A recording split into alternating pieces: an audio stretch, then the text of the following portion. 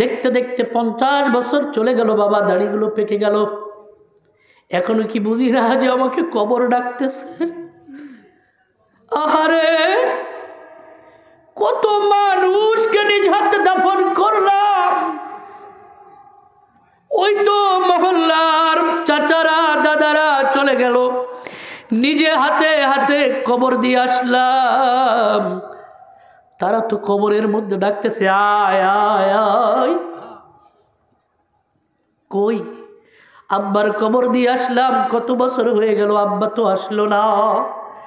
দাদাকে কবর দিয়ে আসলাম, কত বছর হয়ে গেল, দাদা আসলো না। এই জমিনে বসিয়া এই মুহূর্তে যদি আমেরিকা অস্ট্রেলিয়া ফোন করি,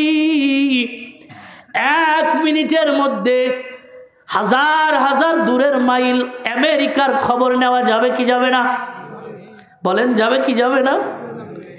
1 মিনিটের মধ্যে ভিডিও সহ দেখা যাবে যে ওখানে আমার বাবা কি করতেছে, ওখানে আমার ভাই কি করতেছে। এরে বন্ধু, একবারের জন্য কি একটু চিন্তা করে দেখছেন?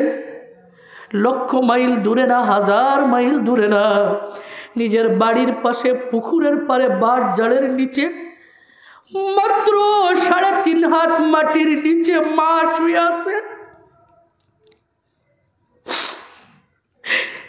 মাত্র 3.5 হাত মাটির নিচে বাবা শুয়ে আছে।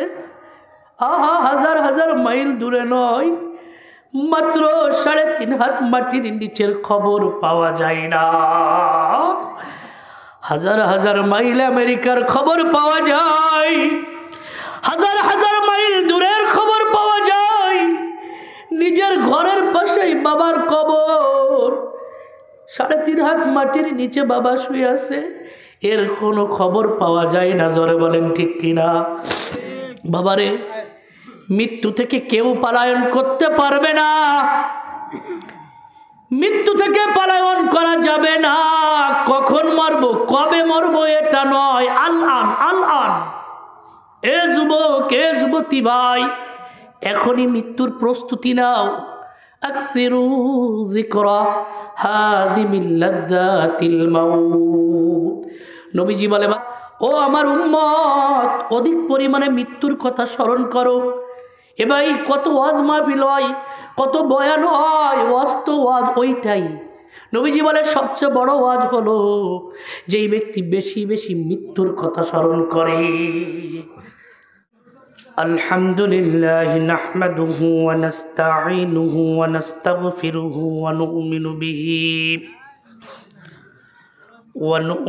বিহি ওয়া নাতাওয়াক্কালু আলাইহি ওয়া নাউযু বিল্লাহি মিন শুরুরি আনফুসিনা।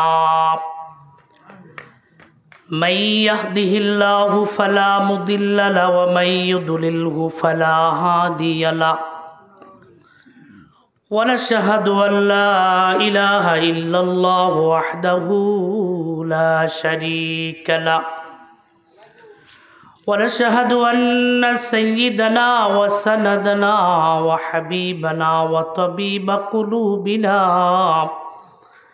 ومولانا محمدا عبده ورسوله الذي أرسله الله تعالى بالحق بشيرا ونذيرا وداعيا إلى الله بإذنه وسراجا وقمرا منيرا. أما بعد، فأعوذ بالله من الشيطان الرجيم. بسم الله الرحمن الرحيم. والعصر إن الإنسان لفي خسر إلا الذين آمنوا وعملوا الصالحات وتواصوا بالحق صوب الصبر. وقال النبي صلى الله عليه وسلم ألا كلكم راع وكلكم مسؤول عن رعيته. الإمام الراع على ملكه، الرجل راع على نفسه. وقال النبي صلى الله عليه وسلم لعمه عند الموت قل لا إله إلا الله أشهد لك بها يوم القيامة فأبى، فأنزل الله تعالى إنك لا تهدي من أحببت ولكن الله يهدي من يشاء. وقال النبي صلى الله عليه وسلم في حديث آخر جددوا إيمانكم. قيل يا رسول الله وكيف نجدد إيماننا؟ قال أكثروا من قول لا إله إلا الله لا إله إلا الله لا إله إلا الله لا إله إلا الله. সবাই মোহাব্বতের সাথে জিকির করি। আগে বসেন মুরব্বী, যে খালি জায়গাটা। লা ইলাহা ইল্লাল্লাহ লা ইলাহা ইল্লাল্লাহ লা ইলাহা ইল্লাল্লাহ লা ইলাহা ইল্লাল্লাহ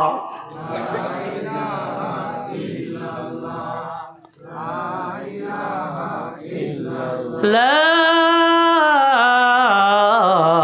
ইলাহা ইল্লাল্লাহু মুহাম্মাদুর রাসূলুল্লাহ সাল্লাল্লাহু আলাইহি ওয়াসাল্লাম। ঐতিহ্যবাহী গাজীপুরের কালিয়াকুর বামানদহ বাইতুল মামুর জামে মসজিদ কর্তৃক আয়োজিত আজকের এই তাফসিরুল কোরআন মাহফিলের শ্রদ্ধাভাজন সভাপতি হযরত উলামায়ে কেরাম, প্যান্ডেলে বসে আছেন যুবক ভাইয়েরা, বৃদ্ধ বাবারা এবং পর্দার অন্তর আড়াল থেকে ওয়াজ শ্রবণগতা আমার মা ও বোনেরা, মহান আল্লাহ সুবহানাহু ওয়া তাআলার দরবারে অগণিত অসংখ্য শুকরিয়া আদায় করছি, যিনি আল্লাহ সুবহানাহু ওয়া তাআলা আমাদেরকে সেই বাদ মাগরিব থেকে নিয়ে এই গভীর রাত পর্যন্ত কোরআনের আলোচনা শ্রবণ করার তৌফিক দিয়েছেন। এজন্য কালিমাতু শুকর আদায় করি, সকলে পড়ি আলহামদুলিল্লাহ। এই এলাকার মধ্যে অনেক মানুষ এখনো যারা মাহফিলে আসেনি, ঘরের মধ্যে বিছানায় যাদের সম্পর্ক হচ্ছে বালিশের সাথে, ঘুমের সাথে, হাজারো হাজার মানুষের মধ্য থেকে রব্বুল আলামিন কোরআনের মাহফিলে কেবলমাত্র শুধুমাত্র আমাদেরকেই নির্বাচিত করেছেন। এই জন্য আরও একবার শুকরিয়া আদায় করি, সকলে পড়ি আলহামদুলিল্লাহ। এই মাহফিলে আসতে পেরে খুশি না বেজার? কারা কারা খুশি হাত তুলে দেখায়? লিল্লাহে তাকবীর। যদি খুশি হয়ে থাকেন আল্লাহ পাকের শুকরিয়া আরো জোরে আদায় করতে হবে। নারায়ে তাকবীর, আরো জোরে আল্লাহু আকবার বলতে হবে, কারণ এই আল্লাহু আকবরের ধ্বনিতে গৌর গোবিন্দর বিশাল মহল তার রাজ প্রাসাদ ভেঙে গেছে। এখন তো গৌর গোবিন্দ নাই, অন্তত আশপাশে যত শয়তান আছে এদের মাজা ফেলে দিতে হবে আল্লাহু আকবার ধ্বনি দিয়া। পারবো তো ইনশাআল্লাহ? নারায়ে তাকবীর, নারায়ে তাকবীর, দিন ইসলাম, দিন ইসলাম জিন্দাবাদ, জিন্দাবাদ। আল কোরআনের আলো, আল হাদিসের আলো, কোরআন সুন্নাহর আলো, উলামা একরাম যেখানে, ওয়াজ মাহফিল যেখানে, তাফসীর যেখানে, গান বাজনা যেখানে, আমরা আছি সেখানে। যাক, আল্লাহ কবুল করুক। জোরে বলি আমিন, আর জোরে বলি আমিন। আল্লাহু আকবার। সম্মানিত উপস্থিতি, আমি আপনাদের সামনে পবিত্র কোরআনুল কারীমের 103 নম্বর সূরা, 103 নম্বর সূরা, সূরায়ে আসর, সূরায়ে আসর, এই সূরাটা আপনাদের খেদমতে তেলাওয়াত করেছি। কোরআন শরীফে এই সূরাটির স্থান হচ্ছে 103। ছোট্ট এই সূরাটা, আয়াত সংখ্যা 3। আয়াতের সংখ্যা কত? 3। সূরার সংখ্যা 103, আয়াত সংখ্যা 3। এই সূরার মধ্যে 14টি বাক্য আছে। বাক্য আছে কয়টি? 14টি বাক্য আছে। 68টি অক্ষর আছে। সুবহানাল্লাহ বলবেন না? এই সূরাটি কোন কোন মুফাসসিরিন একরাম বলেছেন মক্কায় অবতীর্ণ, কেউ কেউ বলেছেন মদিনায় অবতীর্ণ হয়েছে। আকসার উলামা একরাম বলেছেন এটা মক্কায় অবতীর্ণ। তাই কোরআনুল কারীমে এটাকে বলা হয়েছে সূরাতুল আসরি মাক্কিয়া। অতএব সূরাটা মক্কায় অবতীর্ণ হয়েছে। এই 3টা আয়াত সামনে রেখে আমি আপনাদের খেদমতে কিছু কথা বলবো। উলামা একরাম আছেন, আমরা সকলে মনোযোগ দিয়ে শুনবো তো ইনশাআল্লাহ। হাদিস শরীফে আসছে, তাফসিরে জালালাইনের মধ্যে আসছে, জালালউদ্দিন সুয়ুতি রহমাতুল্লাহি আলাইহি লিখেছেন, কোনো ব্যক্তি যদি রাতে ঘুমানোর পূর্বে, কোনো ব্যক্তি যদি রাতে ঘুমানোর পূর্বে কোরআনের একটা আয়াত নিয়ে অথবা একটা মাসআলা নিয়ে একটু পড়াশোনা করে, ওই মাসআলাটা বুঝুক চাই না বুঝুক, শুধু পড়াশোনার জন্য ইচ্ছা করেছে, পড়তেছে কোরআনের একটি আয়াতের ব্যাখ্যা অথবা একটা মাসআলা, এটা বুঝুক চাই না বুঝুক, যতটুক পড়েছে এরপরে যদি রেখে দিয়ে ঘুমিয়ে যায়, ফজর পর্যন্ত ওই ব্যক্তি সারা রাত্র দাঁড়ায় নামাজ পড়ার যেই পরিমাণ সওয়াব হতো, এতটুক আমলের কারণে আল্লাহ সুবহানাহু ওয়া তাআলা ওই বান্দার আমল নামায় সারা রাত্র ইবাদতের সওয়াব দান করবে। খুশি না বেজার? তাহলে আরো জোরে বলি সুবহানাল্লাহ। তাহলে আমরা ঘুমানোর পূর্বে সূরা আসরের একটু আলোচনা শুনবো তো ইনশাআল্লাহ। যদি মনোযোগ দিয়ে শ্রবণ করি তাহলে বাকি যে রাত্রে ঘুমাবো ইবাদত করার সওয়াব দিবেন কে? আল্লাহ। আরো জোরে বলেন কে? আল্লাহ। বলেন রব্বানা লাকাল হামদ। সে রবের তাসবিহ পাঠ করতে হবে, প্রশংসা করতে হবে না? রব্বানা লাকাল হামদ। আল্লাহ তৌফিক দান করুক, সকলে বলি আমিন। সম্মানিত উপস্থিতি, সূরা আসর, এই সূরাটা অবতীর্ণ হয়েছে কোথায় বলেন? আমি একটু বলবো, আপনারা একটু বলবেন। বলেন কোথায় অবতীর্ণ হয়েছে? মক্কায় অবতীর্ণ হয়েছে। এই সূরার পিছনে একটা শানে নজুল আছে। শানে নজুল কাকে বলে? শানে নজুল বলা হয় কি কারণে, কোন পরিবেশে, কোন ঘটনার কারণে সূরাটা অবতীর্ণ হলো, এটাকে বলা হয় শানে নজুল। যখন ইসলাম এখনো শুরু হয়নি, মুহাম্মদুর রাসূলুল্লাহ সাল্লাল্লাহু আলাইহি ওয়াসাল্লাম এখনো দাওয়াতের কাজ শুরু করেননি, তাম পৃথিবীতে যখন মূর্তি পূজায় ভর্তি, তখন হযরত আবু বকর সিদ্দিক রাদিয়াল্লাহু তাআলা আনহু তিনিও ছিলেন মূর্তি পূজনী। তিনিও কি ছিলেন? বলেন মূর্তি পূজক ছিলেন। তিনিও মূর্তি পূজক ছিলেন। আবু বকর সিদ্দিক রাদিয়াল্লাহু তাআলা আনহুর নিকটে একজন ইহুদি আসতেন, মূর্তি পূজক আসতেন, যার নাম ছিল গাওয়া। এই ব্যক্তি আবু বকর সিদ্দিক রাদিয়াল্লাহু তাআলা আনহুর নিকট বারবার আসতেন, বারবার। থাকে না মোহাব্বতের কিছু লোক, বন্ধুত্ব লোক, দুজনেই তো তখন ঈমান আনে নাই, বুঝে আসছে, কেউ ঈমান আনে নাই। হঠাৎ করে রাসূলুল্লাহ সাল্লাল্লাহু আলাইহি ওয়াসাল্লামের কাছে আবু বকর সিদ্দিক রাদিয়াল্লাহু তাআলা আনহু ইসলাম কবুল করেছেন। সুবহানাল্লাহ বলেন। গোপনে ইসলাম কবুল করেছেন, প্রকাশ করতে পারেন নাই। কেন? যেহেতু চতুর্দিকে সবাই মূর্তি পূজারী। আবু বকর সিদ্দিক ছিলেন একজন ব্যবসায়ী, কাপড়ের ব্যবসা করতেন, কাপড়ের ব্যবসা করতেন। তো ইসলাম কবুল করার পরে আবু বকর সিদ্দিক রাদিয়াল্লাহু তাআলা আনহু জাহান্নামের যেই ব্যক্তি এতকাল জাহান্নামের লাকড়ি হতে যাচ্ছিল, ওই ব্যক্তি ইসলাম কবুল করে এখন জান্নাতের বাসিন্দা হয়েছে। কথা বলেন ঠিক কিনা? হাদিস শরীফে আসছে, ইন্নাল ইসলাম ইয়াদিমু মা কানা ক্বাবলা। যেই ব্যক্তি ইসলাম কবুল করলো, আল্লাহ সুবহানাহু ওয়া তাআলা তার জীবনের সমস্ত গুনাহ মাফ করে দেয়। আবু বকর সিদ্দিক ইসলাম কবুল করে এখন বসে নাই। উনি কিভাবে মুক্তি পাবে, ইসলাম কিভাবে শিখবে, এই জন্য উনি রাসূল সাল্লাল্লাহু আলাইহি ওয়াসাল্লামের কাছে যাইতেন এবং দিন শিখতেন। ফলে ওনার ব্যবসা বাণিজ্য, ওনার কাজ কর্ম, বাজার সমাজ, এগুলো দেখতে ওনার আগে যেভাবে দেখাশোনা করতো এভাবে আর দেখাশোনা করতে পারছে না। ওই বন্ধু একদিন এসে আবু বকর সিদ্দিককে ডাক দিয়ে বলে, সিদ্দিক, আবু বকর, তোমার কি হয়েছে ভাই, তুমি কি করলা? ওই ব্যক্তি জানতে পারছে যে আবু বকর সিদ্দিক মুসলমান হয়েছে।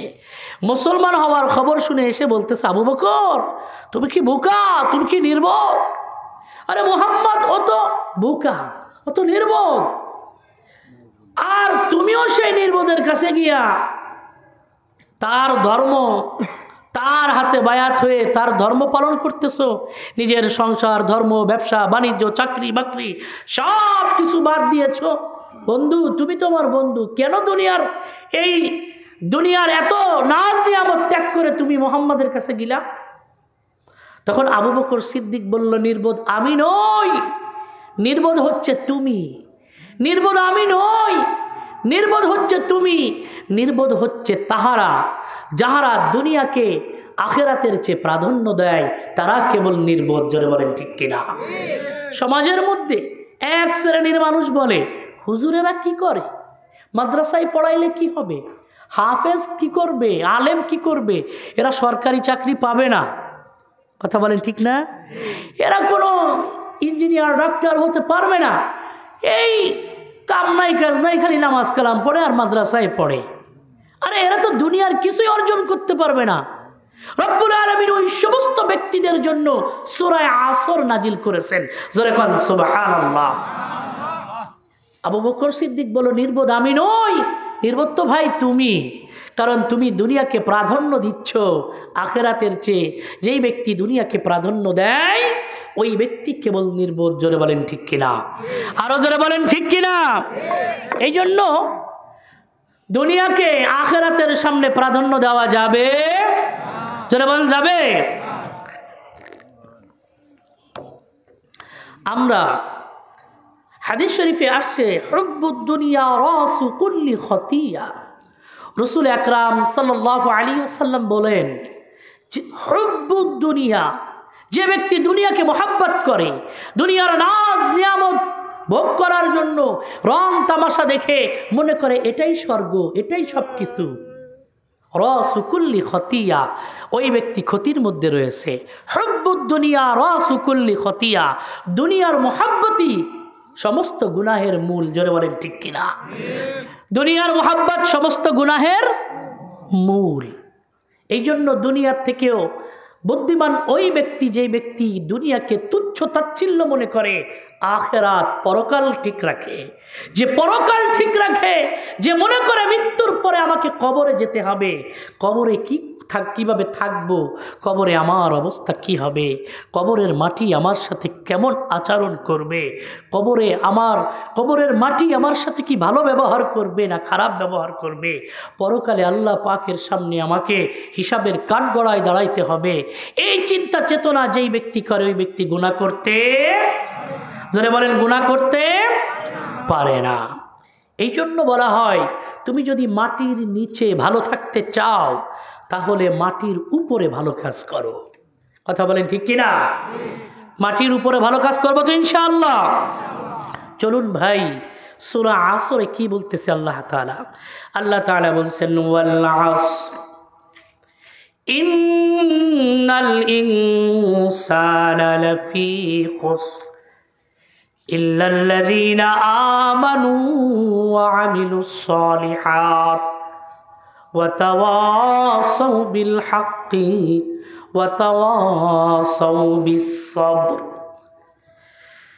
রব্বুল আলামিন ডাক দিয়ে বলে, বান্দা, ওয়াল আসর, সময়ের কসম, মহাকালের কসম, আমি রব্বুল আলামিন সময়ের কসম খেয়ে বলতেছি, আমি আল্লাহ শপথ করলাম।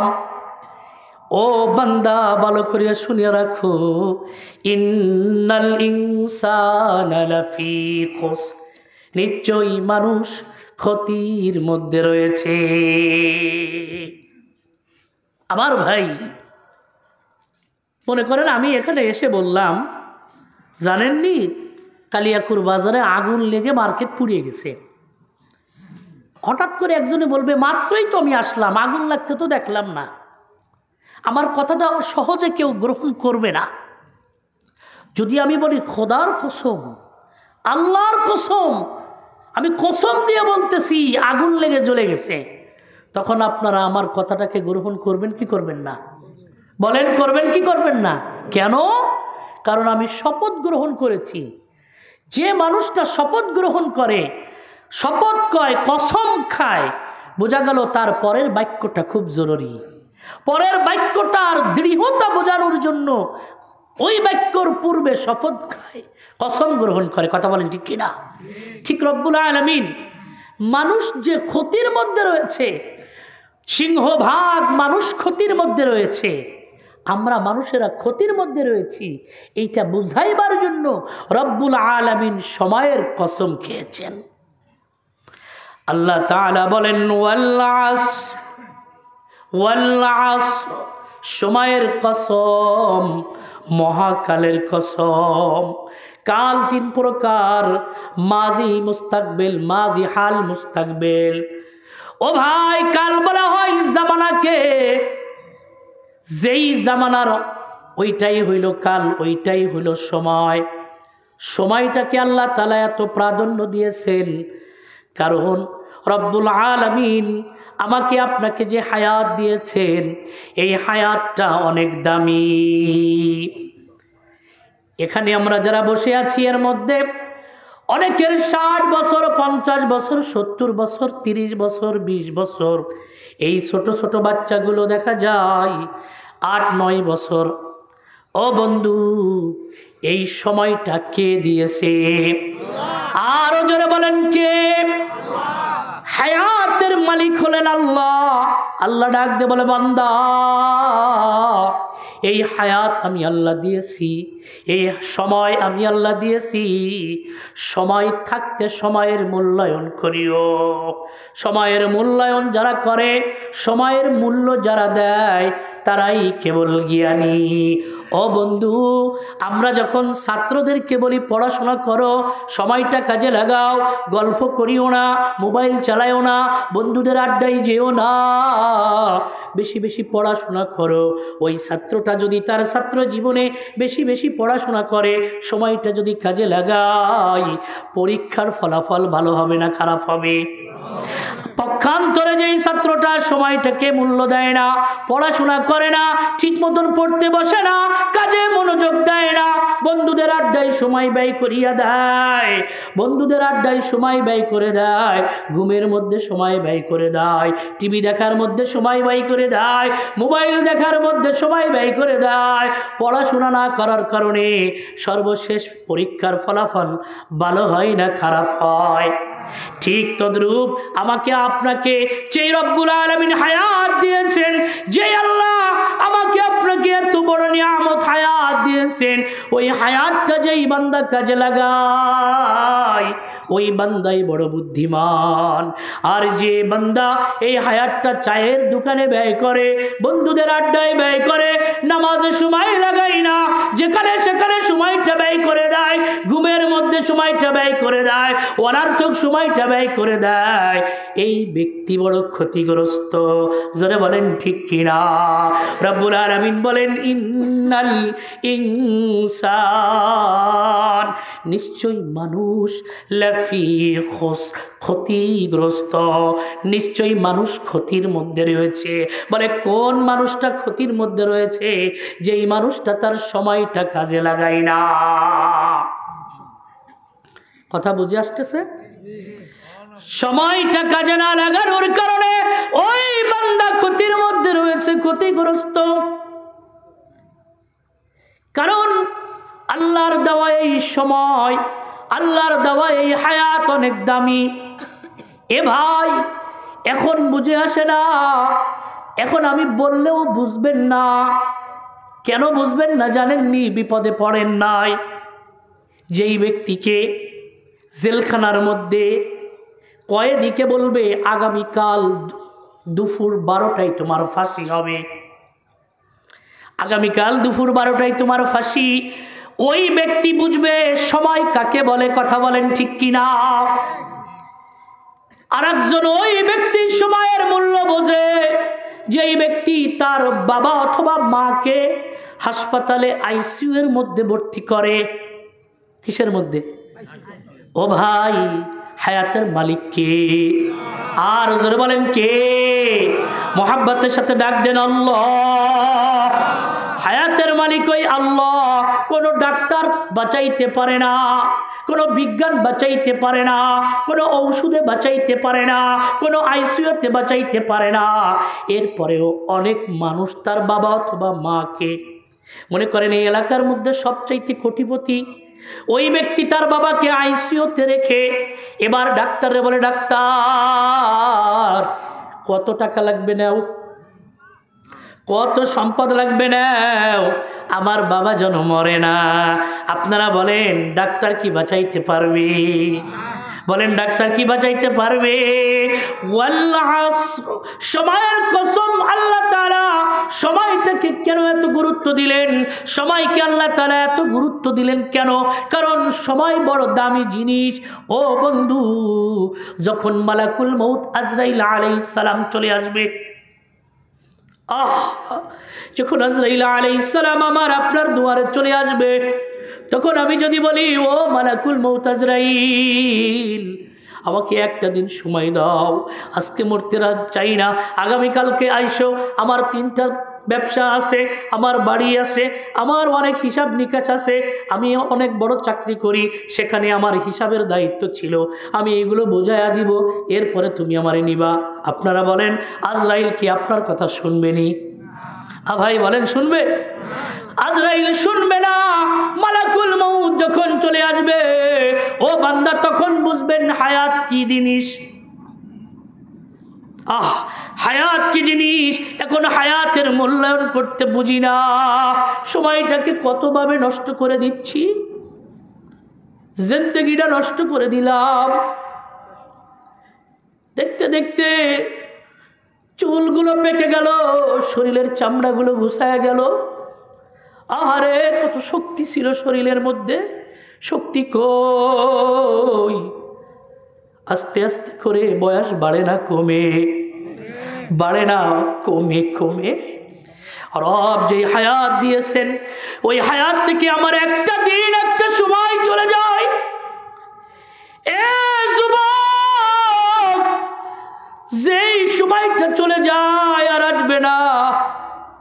আজরাইল আলাইহিস সালাম যেদিন আসবে তুমি যদি বলো একটু সময় দাও, দিবে না, দিবে না। যুবকরে বলি নামাজ পড়, গুনাহ ছাড়। ও যুবগাই, ইসলাম বোঝ, বাবা মার কথা শুনিয়া, উলামায়ে কেরামের কথা শুনিয়া আমল কর, দাড়ি রাখো। যুবক বলে হুজুর এখনো সময় হয় নাই, বয়স হয় নাই, নামাজ পড়বো, বুড়ো হয়নি, বলে কিনা? রব্বুল আলামিন বলে না, মৃত্যুর জন্য প্রস্তুতি গ্রহণ করো। মৃত্যু কাউকে সময় দেয় না। কখন মরবা? হ্যাঁ, কখন মরবেন? মৃত্যুর সময় যখন ঘনিয়ে আসবে, যথা টাইম হয়ে যাবে, আমার আপনার নামটা ওই যে সিদরাতুল মুনতাহা, ওইখানে একটা গাছ আছে, কুল গাছ। ওই কুল গাছের মধ্যে আপনার নাম লেখা, আমার নাম লেখা, দুনিয়ার প্রত্যেকটা মানুষের নাম ওই পাতার মধ্যে লেখা আছে। আমার আপনার যখন মৃত্যুর সময় হয়ে যাবে, ঠিক 40 দিন আগে ওই পাতাটা জমিনে পড়ে যাবে। আজরাইল আলাইহিস সালাম প্রতিদিনের ডিউটি শেষ করিয়া প্রতিদিন গিয়া ওই পাতাগুলো হাতের মধ্যে তুলে নেয়। বন্ধুরে আমার, যুবকরে আমার, যুবতী বোন আমার, তোমার হাতে ধরি, পায়ে ধরি, এখন গুনাহ ছেড়ে দাও, পাপ ছেড়ে দাও। মৃত্যু কারোর জন্য অপেক্ষা করে না। যখন মৃত্যুর সময় এসে যাবে, 40 দিন পূর্বে গাছের পাতাটা পড়ে যাবে, এর আগে তুমি মরবা না। যত বড় অ্যাক্সিডেন্ট হোক, ট্রাকের নিচেও যদি পড়ো, ট্রাকের চাকাটা পায়ের উপর দিয়ে যাবে, মৃত্যু হবে না। আল্লাহ বলেছেন, কে বলেছেন? ইযা জা আজালুহুম, ইযা জা আজালুহুম লা ইস্তাখিরুনা সাআ, লা ইস্তাখিরুনা সাআতাও ওয়ালা ইস্তাকদিমুন। আল্লাহ তাআলা ডাক দিয়ে বলে, বান্দা, ও বান্দা, তোমার মৃত্যু কখন হবে? মৃত্যুর সময় যখন এসে যাবে, মৃত্যু 1 সেকেন্ড আগেও হবে না, আবার 1 সেকেন্ড পরেও হবে না। তুমি যতই কোটিপতি হও, যতই ক্ষমতাওয়ালা হও, যতই দায়িত্বওয়ালা হও, যত বড়ই হও না কেন, মালাকুল মউতকে ফিরাইতে পারবে না। যথা টাইমেই তোমার মৃত্যু হয়ে যাবে। জোরে বলেন ঠিক কিনা? ও বাজান, এই জন্য সময়ের মূল্য দেওয়া লাগবে কি লাগবে না? এই সময়টা কার দেওয়া? দেখতে দেখতে 50 বছর চলে গেল, বাবা দাড়িগুলো পেকে গেল, এখনো কি বুঝি না যে আমাকে কবর ডাকতেছে? আহারে, কত মানুষকে নিজ হাতে দাফন করলাম,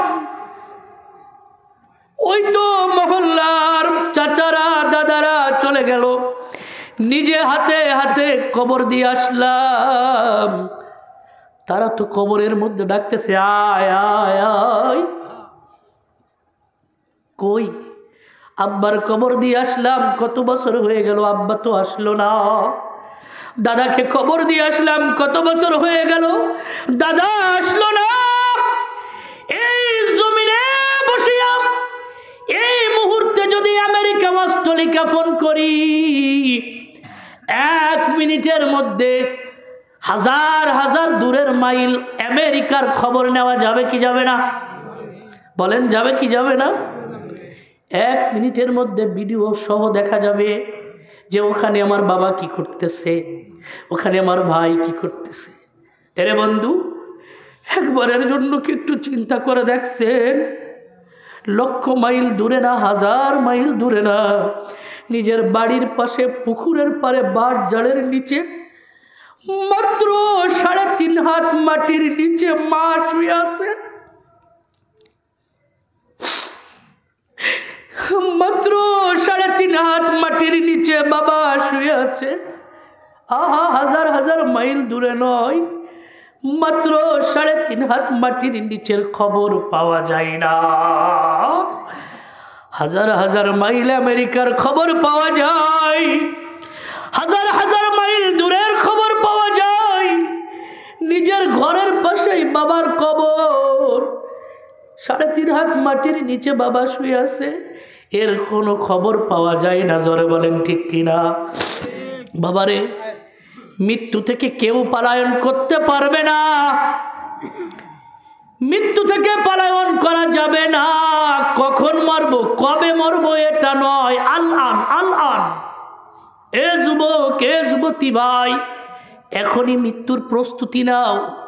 আকসিরু যিকরা হাদিমিল লাযযাতিল মাউত।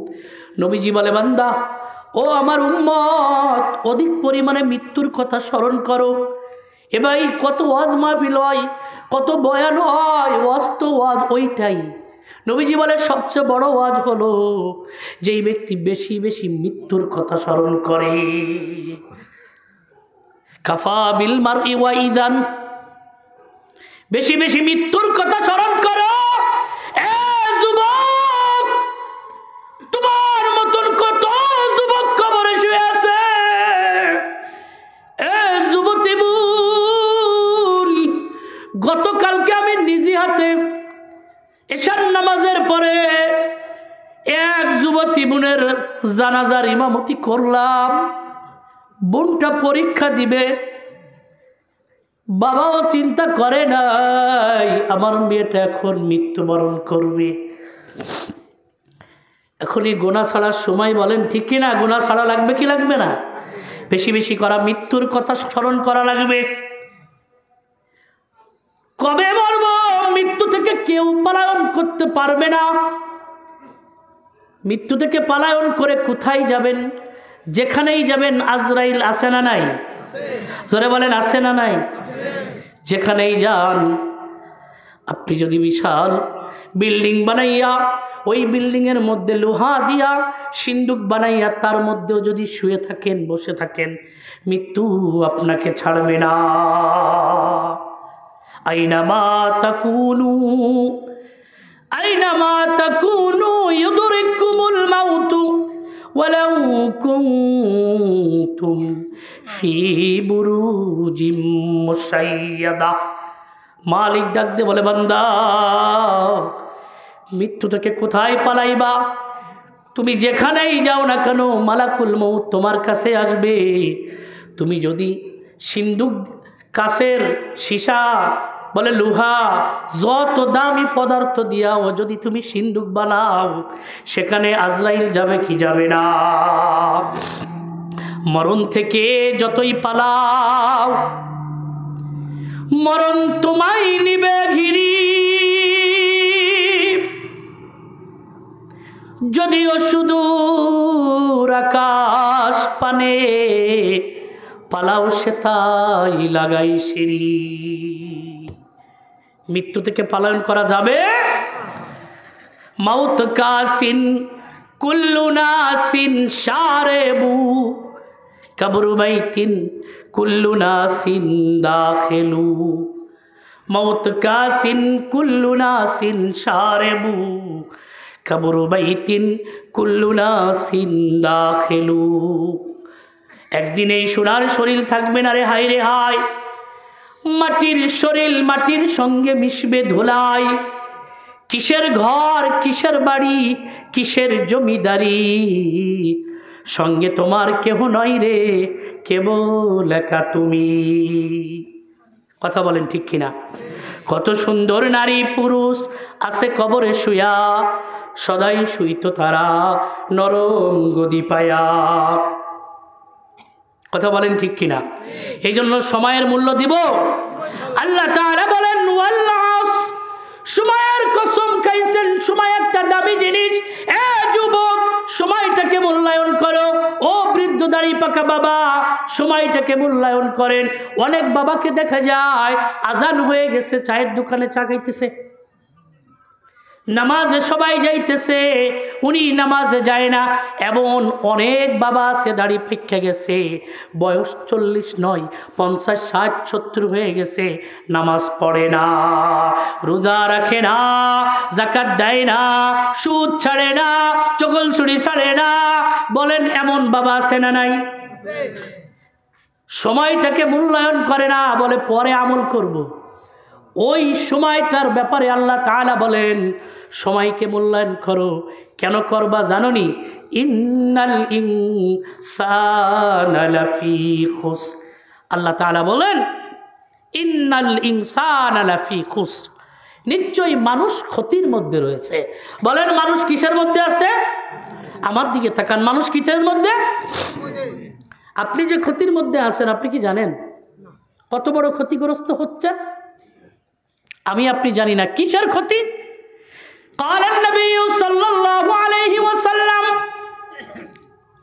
لا تزال قدم ابن آدم।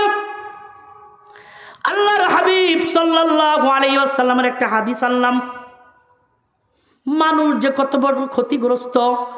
ইন্নাল ইনসানা লাফি খুসর, এই আয়াতের ব্যাখ্যায় রাসূলের একটা হাদিস।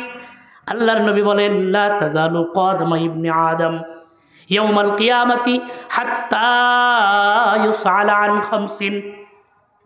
কঠিন কিয়ামতের ময়দানে, আমার দিকে তাকাও, কঠিন কিয়ামতের ময়দানে রব্বুল আলামিন বলেন বনি আদম, আদমের সন্তানেরা, মানুষেরা যতক্ষণ পর্যন্ত 5টা প্রশ্নের জবাব না দিতে পারবে। কয়টা?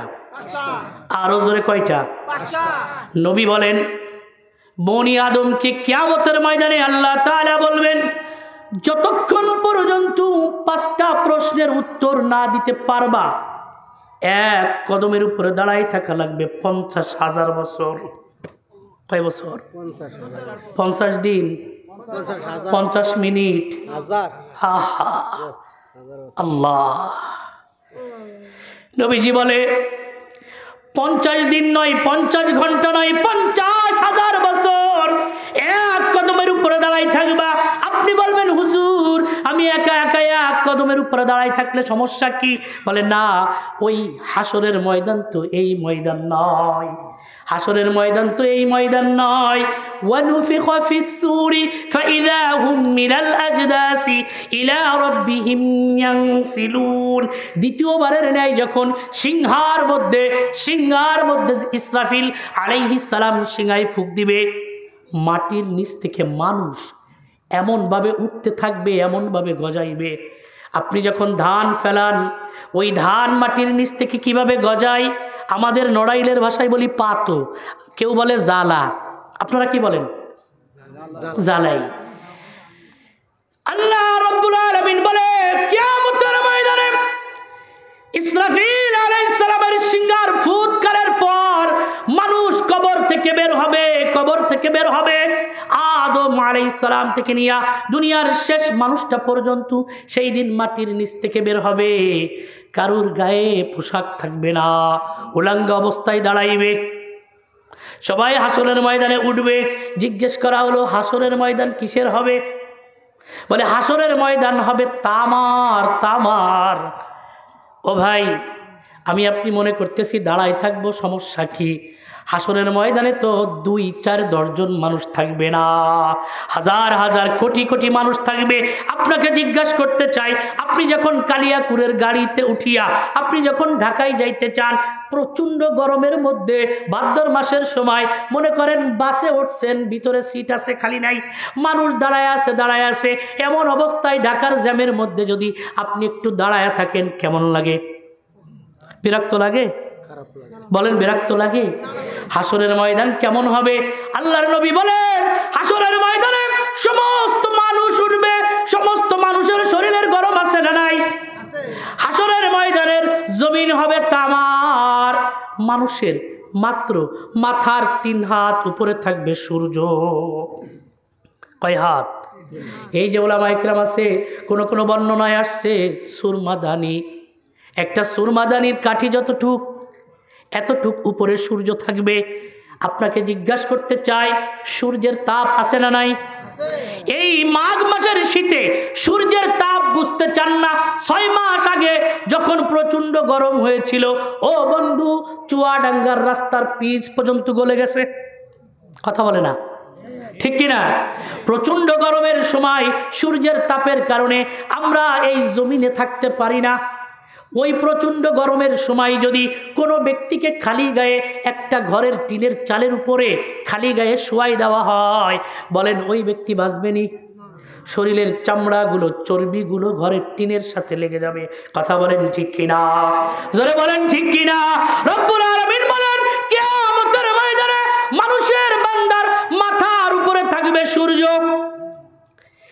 আর জমিন থাকবে তামার। সূর্যের তাপের কারণে ও বন্ধু, দুনিয়ার রাস্তা পিচ যদি গরম হতে পারে, মাটি যদি গরম হতে পারে, সূর্যের তাপের কারণে হাসরের ময়দানের তামার জমিনটার অবস্থা কেমন হবে?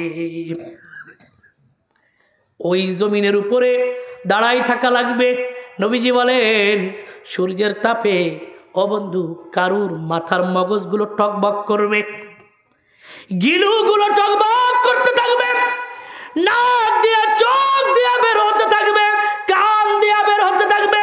আল্লাহর নবী বলে, লা তাজালু কদমা ইবনে আদম ইয়াউমাল কিয়ামতি হাত্তা ইউসালা আন খামসিন আন উমরিহি ফীমা আফনা। নবীজি বলে, হাসরের ময়দানে বান্দাকে 5টা প্রশ্নের জবাব জিজ্ঞেস করা হবে।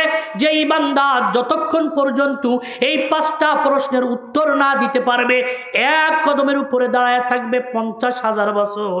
যতক্ষণ এই 5টা প্রশ্নের জবাব না দিবে, দ্বিতীয় পাও জমিনে ফেলানোর পারমিশন দেওয়া হবে না। প্রশ্ন কয়টা? এই 5টা প্রশ্নের জবাব শুনে যাব তো ইনশাআল্লাহ। এই 5টা প্রশ্নের জবাব যদি না দিতে পারে, বান্দা পাও জমিনে ফেলাইতে পারবে না, এক পায়ের উপরে দাঁড়াই থাকা লাগবে। 1 নাম্বার প্রশ্ন কি? আল্লাহর হাবিব সাল্লাল্লাহু আলাইহি সাল্লাম বলেন, 1 নাম্বার প্রশ্ন আল্লাহ করবে, আন উমরিহি ফীমা আফনা ওয়াল আসর। সময়ের কসম, আল্লাহর হাবিব বলে, ওয়ান উমরিহি ফীমা আফনা। আল্লাহ তাআলা জিজ্ঞেস করবে, এরে আব্দুর রহমান, এরে আব্দুস সুবান, আমি আল্লাহ তোমাকে যে 60, 70, 80 বছর হায়াত দিয়েছিলাম, এই হায়াত, এই সময়টা কোন কাজে ব্যয় করছো? বুঝে আসতেছে বাবা? এরে আব্দুর রহমান, আব্দুল খালেক, জিন্দেগি বড় মজার ছিল, হায়াত বড় মজার ছিল। আমি রব্বুল আলামিন তোমাকে 60 বছর হায়াত দিয়েছিলাম, নাজ নিয়ামত দিয়েছিলাম। বাবা, তুমি বাবা হয়েছো, তুমি বিবাহ করেছো, সন্তানের বাবা হয়েছো, দাদা দাদি হয়েছো। আমি আল্লাহর দেওয়ার সময়টা কোন কাজে ব্যয় করছো, হিসাব দাও। 1 নম্বর জিজ্ঞাসা, আন উমরিহি ফীমা আফনা। আল্লাহ তাআলা যে বলেন, ইন্নাল ইনসানা লাফি খুসর, মানুষ ক্ষতির মধ্যে রয়েছে, সিংহভাগ মানুষ ক্ষতির মধ্যে রয়েছে। কারণ আমরা আমাদের হায়াত সময়টা কোথায় কোথায় ব্যয় করে দিচ্ছি, আমাদের হিসাব নাই। 24 ঘন্টার 12 ঘন্টা ঘুমাইয়া যায়, বাকি সময় গল্প, বন্ধুদের আড্ডায়, চায়ের দোকানে, বিভিন্ন জায়গায় চলে যায়। নামাজ পড়ার সময় হয় না, আল্লাহকে ডাকার সময় হয় না, তাহাজ্জুদের সময় হয় না, জিকির আজকারের সময় হয় না, কোরআনের মাহফিল শোনার সময় হয় না।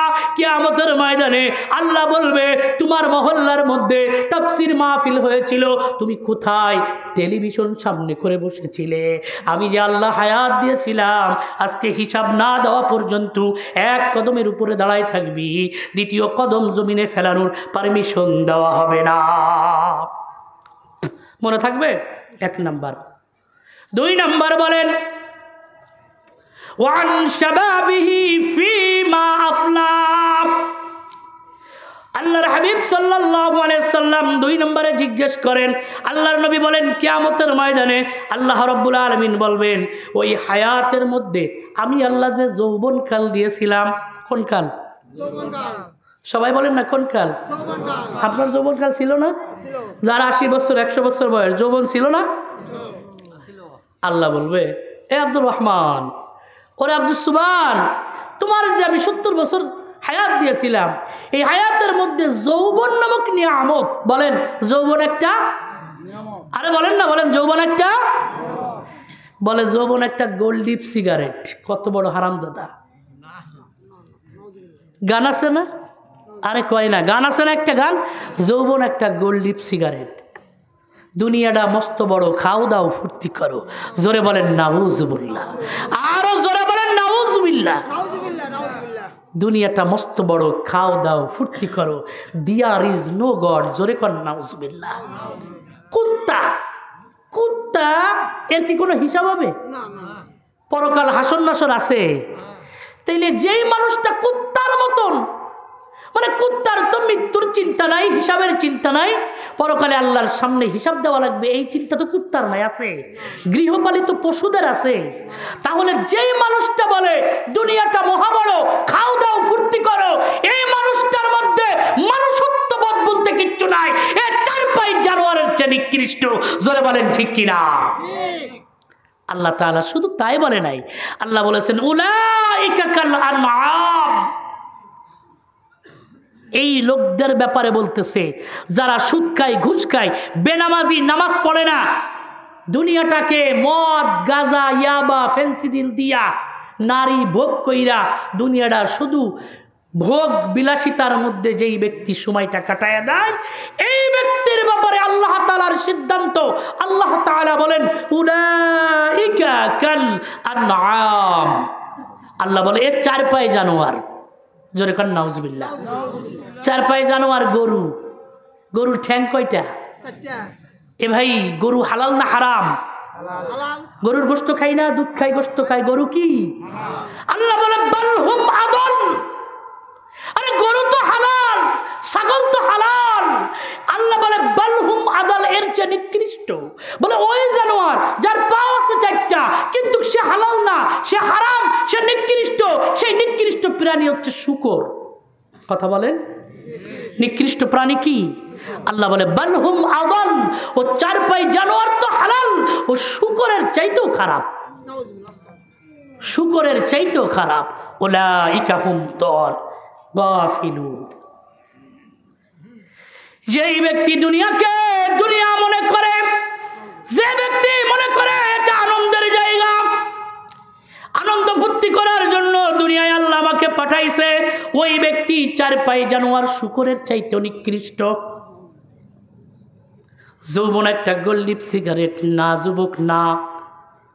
অনেক যুবক যৌবনের ধাক্কায় পড়িয়া, যৌবনের ধাক্কায় পড়িয়া যৌবন বয়সে তেলের ঘোড়া টকবক টকবক করে চালায়, তেলের ঘোড়া চালায়, মনে করে বাইকে ওঠে আর মনে করে এটা তেলের ঘোড়া, যা মনে চাই তাই করতেছে।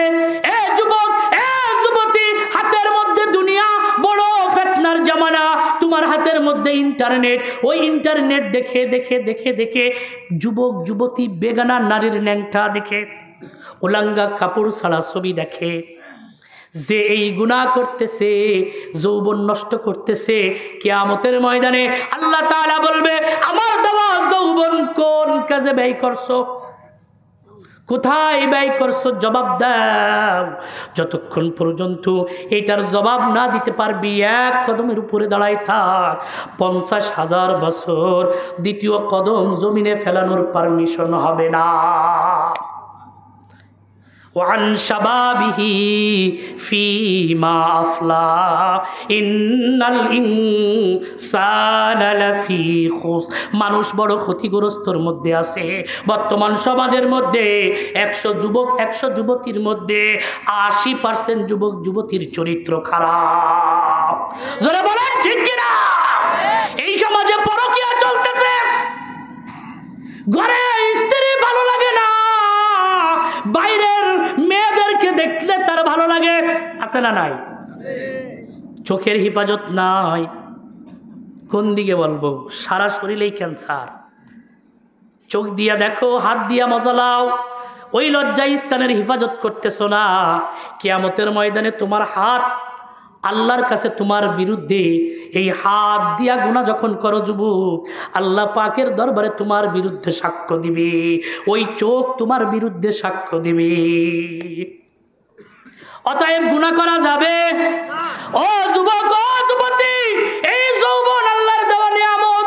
ও যুবক ভাই, তোমার হাতে ধরি, পায়ে ধরি ভাই।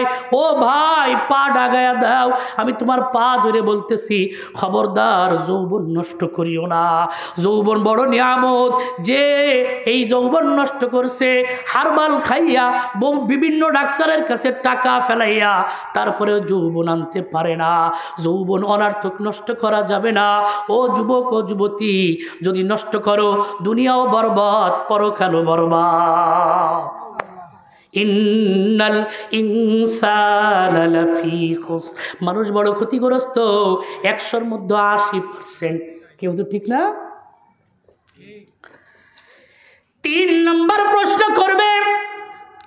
3 নম্বর প্রশ্ন কিয়ামতের ময়দানে আল্লাহর নবী বলেন, ওয়ান মালিহি মিন আইনা ইকতাসাবাহু ওয়া ফীমা আনফাকাহু। আল্লাহর নবী বলেন, এ বাজান আমার দিকে তাকান। 3 নম্বর প্রশ্ন জিজ্ঞেস করবে কিয়ামতের ময়দানে। 3 নম্বর জিজ্ঞাসা হবে, তুমি অর্থ সম্পদ কিভাবে কামাই করছো হিসাব দাও। ফখরুদ্দিন চালাইছিল না দেশ? আরে বাবা একটু বলেন, ফখরুদ্দিন চালায়নি? ফখরুদ্দিন যখন আসছিল, চেয়ারম্যানগুলো সোজা হয়ে গেছিল, এমপি সোজা হয়ে গেছিল, উপজেলা চেয়ারম্যান সোজা হয়ে গেছিল। প্রত্যেকের হিসাব নিছে, এত টাকা কোত্থেকে আসলো, এত জমি কোত্থেকে আসলো, এত বাড়ি কোত্থেকে আসলো, গাড়ি কোত্থেকে আসলো, হিসাব দি। কথা কন ঠিক না? হিসাব দরকার আছে না নাই? দুর্নীতি করতে করতে করতে করতে বাংলাদেশের মতন এরকম বাংলাদেশ আমেরিকায় করে ফেলছে। সেই জায়গার নাম দেশে কি জানি নাম দেশে, বেগম পাড়া। আহা, কৃষকের টাকা, দিন মজুরির টাকা, এই রাষ্ট্রের জনগণের টাকা। আলা কুল্লুকুম রাইন ওয়া কুল্লুকুম মাসউলুন আন রাইয়াতিহি, আল ইমামুর রাইন আলা মুলকিহি। ও ইমাম মানে হলো যিনি রাষ্ট্রের প্রধান। সে খালেদাও বুঝি না, শেখ হাসিনাও বুঝি না, জামাতের নেতারাও বুঝি না। যিনি রাষ্ট্রের প্রধান হবে, তিনার দায়িত্ব হলো এই রাষ্ট্রের জনগণের সেবা করা। কথা বলে না? যারা বলেন ঠিক কিনা? আর যখন রাষ্ট্রের সম্পদ চুরি কইরা তুমি বেগম পাড়া বানাইবা, এখন বেগম পাড়া বানাই আরাম করতেছো, কিয়ামতের ময়দানে 1 কদমের উপরে দাঁড়াই থাকা লাগবে। আল্লাহ বলেন, যতক্ষণ পর্যন্ত সম্পদ কিভাবে কামাইছোস হিসাব না দিতে পারবি, 1 কদমের উপরে দাঁড়াই থাকবি হাসরের ময়দানে 50,000 বছর। এ বাবা যুবক, এ বৃদ্ধ বাবা, প্রত্যেকের ওয়াজ করা দরকার। আমি আমার নিজেকেও বলতেছি, সম্পদ কিভাবে কামাই করতেছি এইটা তাহাকিক করতে হবে।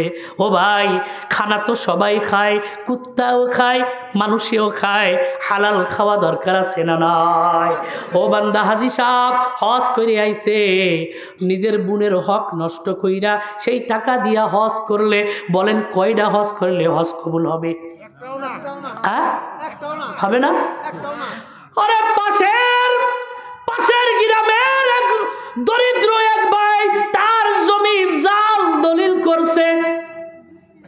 সমাজে বড় সম্মানিত ব্যক্তি, অন্যের জমি নষ্ট কইরা, জাল দলিল কইরা, তার হক নষ্ট কইরা। এবার ওই ব্যক্তি যদি এরকম হাজার হাজার ওয়াজ মাহফিল দেয়, কাজ হবে? ওই ব্যক্তি যদি হজ করে কাজ হবে, তাবলিগ করলে কাজ হবে, চরমনা করলে কাজ হবে, হক নষ্ট করলে কাজ হবে না। টেবিলের উপর দিয়ে যদি টাকা কামাও হালাল, আরেকটা হলো টেবিলের নিচ দিয়ে কামানো। ও ভাই, আগে বুঝতাম না সাদা টাকা আর কালা টাকা কাকে বলে, এখন বুঝি। টাকা আবার কালা হয় কেমনে? যেই টাকাটা অবৈধভাবে ইনকাম করা হয় ওইটা হলো কালো টাকা।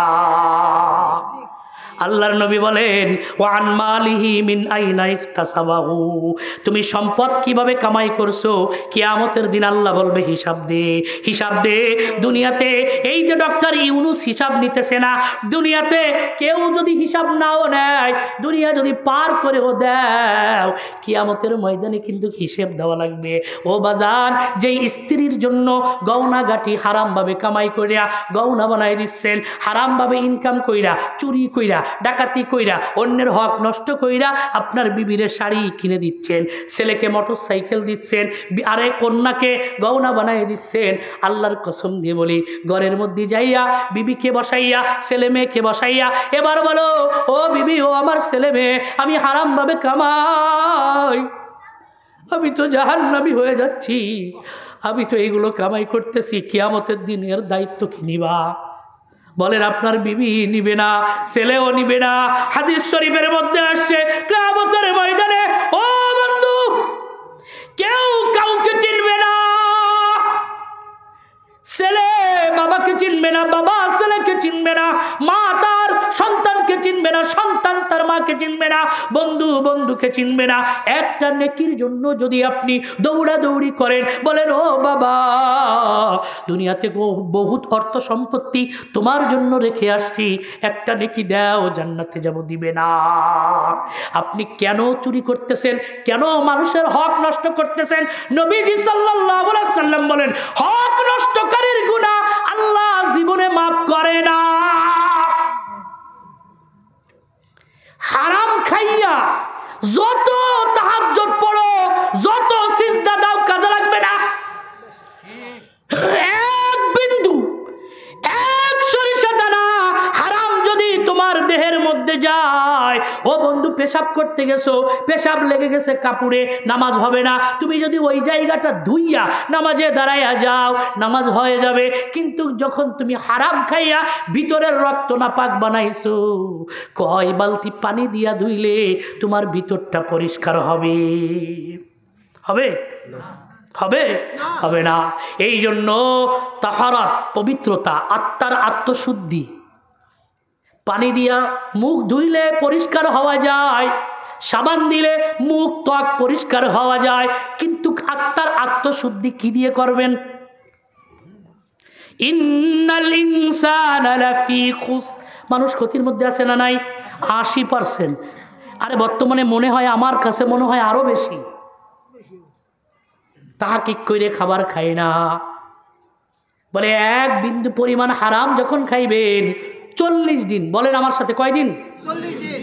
এক দানা হারাম যখন খাইবেন 40 দিন আপনার ইবাদত কবুল হবে না, ইবাদত বন্দিগিতে কাজ হবে না, সিজদায় কাজ হবে না, মসজিদ 10টা বানাইলে কাজ হবে না, মক্কা মদিনায় যায়ও কাজ হবে না। যদি অন্যের হক নষ্ট করেন, আল্লাহ তাআলা বান্দার হক নষ্টকারীকে আল্লাহ তাআলা ক্ষমা করে না। অতএব আমরা কারোর হক নষ্ট না। খানা খাইতে যাইবেন, স্ত্রী, আপনি বাজার করছেন, আপনি জানেন কি কি তরকারি কিনছেন, স্ত্রী আর একটা সামনে হাজির করছে, তখন আপনি জিজ্ঞেস করবেন, এটা তো আমি কিনি নাই, কোত্থেকে আনছো? এটা জিজ্ঞেস করবেন। আরে বেগুন তো কিনি নাই, বেগুন ভর্তা দিলে কিভাবে? বিবি কয়, এই পোলা ছোটটা আছে না, ও অমুকের গেরের পরে টান দিয়ে দুটো বেগুন নিয়ে এসে দিছি বাতে দিয়া। আহা, এই বাতে দিয়া বেগুন খাইয়া তুমি যে সিজদা দিবা, তাহাজ্জুদ পড়বা, ওরে মুসল্লি, তুমি মুসল্লি হইতে পারো, আল্লাহর কাছে প্রিয় বান্দা হতে। এই জন্য রব্বুল আলামিন ইন্নাল ইনসানা লাফি খুস, আল্লাহ বলে মানুষ ক্ষতিগ্রস্ত। ওইটার ব্যাখ্যা মুহাম্মদুর রাসূলুল্লাহ হাদিসের মধ্যে বলেন, ওয়া মালিহি মিন আইনা ইখতাসাবাহু, মাল কিভাবে তুমি কামাইছো কিয়ামতের ময়দানে জিজ্ঞেস করবে। এরে তোর এত বাড়ি কিভাবে হলো? 10টা বাড়ির মালিক, ওই কালিয়াকুর শহরে এই বিল্ডিং দিছো, কই টাকা পাইছো? তুমি হজ করতে গিয়েছিলে, এত টাকা কোথায় পাইছো? তুমি এত এত টাকা কিভাবে কামাই করছো? আল্লাহর কাছে হিসাব দেওয়া লাগবে। মিন আইনা ইকতাসাবাহু ওয়া ফিমা আনফাকাহু, আবার টাকা কিভাবে কামাই করছো এইটাও জিজ্ঞেস করবে, টাকা কিভাবে ব্যয় করো সেইটাও জিগাইবে। এখানে একটু বোঝার আছে। প্রথম হলো টাকা কিভাবে ইনকাম করতেছি, সম্পদ কিভাবে ইনকাম করতেছি এইটা জিজ্ঞেস করবে। কিভাবে? এখন আমি, আপনি, আমরা যেখানে আসি, প্রত্যেকে নিজের কাছে বিবেকের কাছে একটু জিজ্ঞেস করি যে আমি কি কাজ করি। প্রত্যেকে আপনার কাছে মুফতি সাহেব আপনার কাছে আছে না নাই? মুফতি সাহেবের কাছে যাওয়া লাগবে না, বিচারকের কাছে যাওয়া লাগবে না, আপনি নিজেই জিজ্ঞেস করেন আপনি এই জীবনে কত মানুষের হক নষ্ট করছেন। আপনার এই 60 বছর জিন্দেগির মধ্যে আপনি কত মানুষের হক নষ্ট করছেন। ওয়াজ মাহফিলে দেখা যায় বাজারে গেছে যায় কিসের কালিয়াকুরের পেঁয়াজি খুব মজা লাগে, কয় 1 কেজি পেঁয়াজি দেন, ওজন দিয়ে আবার একখান নিয়ে খাওয়া শুরু করছে। অনুমতি নিছ? এটা হারাম। আছে না নাই? সমস্যা আমাদের মধ্যে আছে না নাই? এটা হারাম। এই একটা দিয়ে বুঝাইলাম। এইরকম অহরহ সমস্যা আমরা করতেছি। ওই যে অনুমতি ছাড়া খাইলাম ওইটা হারাম হয়ে গেল। আমার সমস্ত হালালকে নষ্ট করতে এতটুক যথেষ্ট। বলে 1 বালতি দুধ নষ্ট করতে 1 ফোঁটা গরুর চেনাই যথেষ্ট। ইবাদত কবুল হবে না, কিয়ামতের ময়দানে আল্লাহ জিগাইব কিভাবে কামাই করছো হিসাব দাও। এ ভাই, সম্পদ কামাই করতে হবে হালালভাবে। হালালভাবে বলেন কিভাবে? হই না গরিব, হোক আমার বাড়ি গাড়ির দরকার নাই, কোনো রকম দিন আমার চলে যাক। আমার রাসূলুল্লাহ সাল্লাল্লাহু আলাইহি সাল্লাম যেভাবে জীবন পরিচালনা করছে আমার ওভাবে গেলেই তো চলে। কি বলেন, ঠিক না? আমার পরকাল যদি শান্তির জায়গা হোক, যদি শান্তির জায়গাটা হয়, কবরের মাটিটা যদি আমার জন্য শান্তির হয়, জান্নাত যদি আমার হয়, দুনিয়াতে আমার প্রয়োজন আছে হারাম খাওয়ার? সবাই 2 হাত উঠায় বলেন আমরা আর হারাম খাবো না। বলেন বলেন, হাত উঠান, আল্লাহকে বলেন আল্লাহ, আর ওজোরে বলেন আল্লাহ, আজ থেকে আর হারাম খাবো না। হাত নামায় আল্লাহ কবুল করে নিন, আমিন। যে চাকরি করেন ঠিকভাবে ডিউটি পালন করবেন, যে ব্যবসা করেন ওজনে কম দিবেন না, মনে থাকবে ইনশাল্লাহ। যে কর্ম করি, হে কত মানুষ আছে হাদি সাহেব জমির আইল কুপাইয়া ওই ধারে চলে যায় 3 হাত। এই বাবা কত ওয়াজ করব। এই জিনিসগুলো বুঝে নেন, শুধু একটু টুকায় দিতেছি, এগুলো করা যাবে। তাহলে 1 নম্বর কথা হলো আমি সম্পদ কিভাবে উপার্জন করতেছি এটাও আমার তাহাকিক করতে হবে। কথা বলে মনে আসছে? এটা আমাকে তাহাকিক করতে হবে। এবার আসেন, সম্পদ তুমি হালালভাবে উপার্জন করছি, মনে করেন আমি কোনো হারাম খাই না, চুরি ডাকাতি করি না, কাউরে ঠগাই না, কিন্তু আমি হালালভাবেই উপার্জন করলাম। আল্লাহ এবারে জিগাইব, 4 নম্বর জিজ্ঞাসা হইল হালালভাবে উপার্জন করছো কিন্তু এই টাকাটা কোন কাজে ব্যয় করতেছো সেইটার হিসাব দাও। কথা কি বুঝে আসছে? আপনার উপার্জন করছেন হালালভাবে, টাকা উপার্জন করছেন হালালভাবে, এখন এইটা ব্যয় করবেন কিভাবে এইটার হিসাব চাইবে কে? আল্লাহ চাইবে। ব্যয় করছেন কিভাবে? হালালভাবে উপার্জন কইরা এবার ব্যয় করতেছে। মেয়েরে স্কুলে ভর্তি করছে, ড্যান্সের স্কুলে। হাদি সাহেব তার নাতিরে স্কুলে ভর্তি করছে ড্যান্স শিখাইতে, প্রতি মাসে 1000 টাকা দেওয়া লাগে। এই যে 1000 টাকা দিয়ে ড্যান্স শিখাইতেছে, হালাল তো না? সদকায়ে জারিয়া, তাই না? হারাম। আচ্ছা, ঘরে ঘরে ডিশ লাইন আছে না নাই? জাগে নাই তো আলহামদুলিল্লাহ, একেবারে আল্লাহর ওলি উনি, আল্লাহ কবুল করুন বলে আমিন। যার ঘরে ডিশ লাইন আছে, টেলিভিশনের পিছনে প্রতি মাসে যে ব্যক্তি টাকা ব্যয় করতেছে হারাম।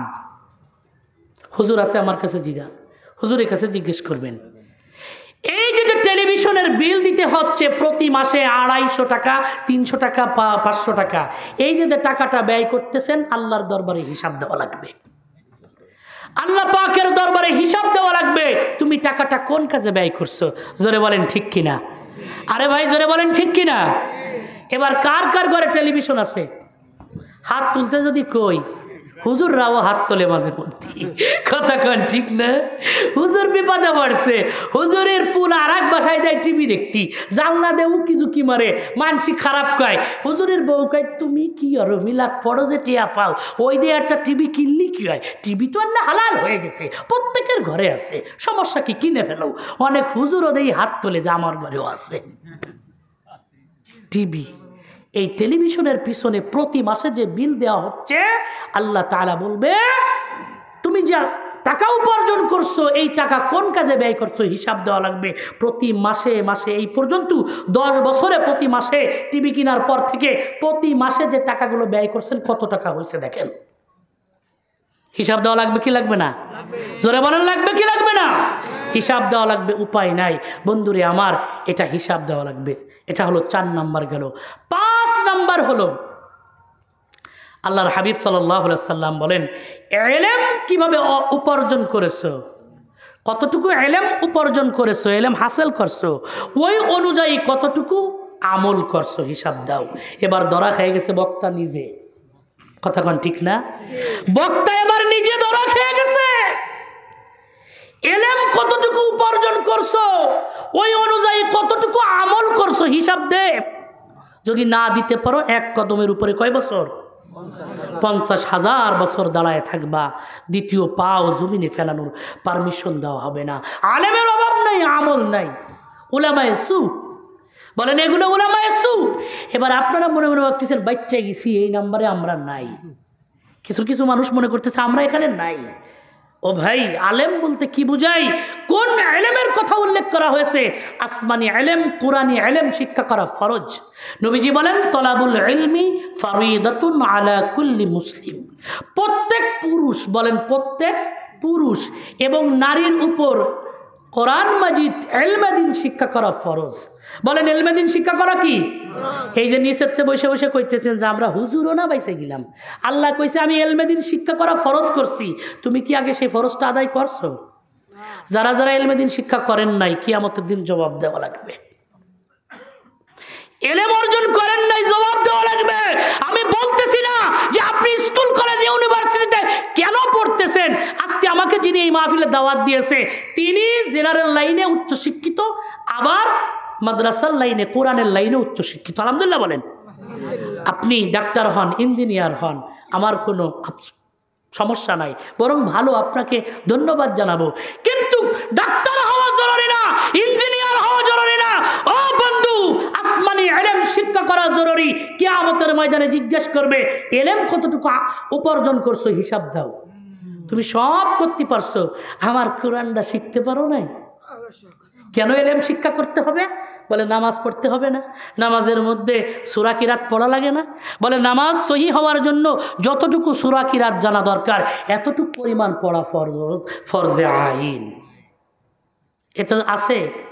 এটা কি আছে আমাদের সবার? সূরা কিরাত এমন পড়া পড়ে।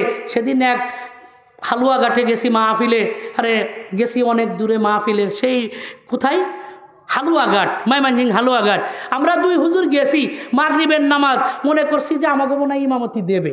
আমরা হুজুর বাড়িওয়ালা চা দেই কি ঠেইলে আমাকে তুই সামনে দাঁড়াই গেছে, উনি নিজেই ইমামতি করা শুরু করছে। তা চিন্তা করলাম যে যাক ওনার বাড়ি, আমরা আর কি আরবো, পড়াক না একটু ইমামতি করুক। পিছনে দাঁড়াইছি, মাগরিবের নামাজে চাচা পড়তেছে, আলহামদুলিল্লাহ সূরা তো পড়ছে, পড়ার পরে এবার একখান সূরা ধরছে। কি সূরা? কয় আলামে নাশরাহ লাকা সাদরাক ওয়া ওয়াদানা লাকা আনকা বিজরাক আল্লাযী আনকাদা যাহরাক। সূরা নাউজুবিল্লাহ। আমার পাশে যেটা ছিল কিরাত ছুঁইনে মুড খুলে হলে হাসতেছে। আমি কই দেখ, রাত্রি খাতেও দেবে না, শুইতেও দেবে না, হাসিস না। কাগার কিরাতের অবস্থা এই। বলেন কেরাত যদি এমন হয় নামাজ হবে? অধিকাংশ মানুষ এখানে সূরা ফাতিহা সই করে পড়তে পারে না, সই করে সূরা ফাতিহা পড়তে পারেন না। আপনি যদি সূরা ফাতিহাই সই করে না পড়তে পারেন, আপনার নামাজ কিভাবে হবে? যতই নামাজ পড়েন না কেন, যদি কেরাত শুদ্ধ না হয় আপনার নামাজ কবুল হবে? এই জন্য এই নামাজ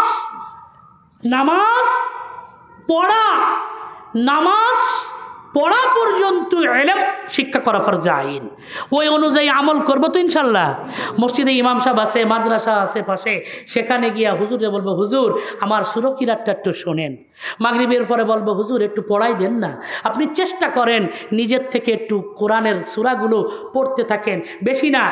সূরা ফাতিহা ঠিক করবেন, সাথে 4টা সূরা ঠিক করবেন, তাশাহুদ, দুরূদ শরীফ, দোয়া কুনুত, এটা সুন্দর করে ঠিক করবেন। করবো তো ইনশাল্লাহ? কারা কারা করবো হাত তুলে দেখায়। আল্লাহ কবুল করুক, জোরে বলে আমিন।